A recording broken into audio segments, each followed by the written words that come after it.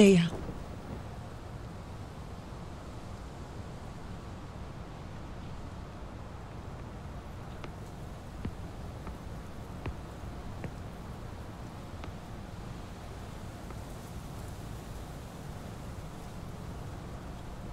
Abisala Eshma sa iyong pakikipaglaban sa iyong mga kapwa ni Ave.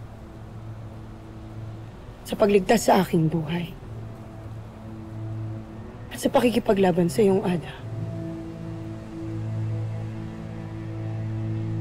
Sapagkat naniniwala akong tama ang ating hangarin. At tama lamang na magwakas na rin ang pamumuno ni Mitena. Ngunit iyong unawain na hindi ko pa rin hahayaang paslangin mo ang aking Ada.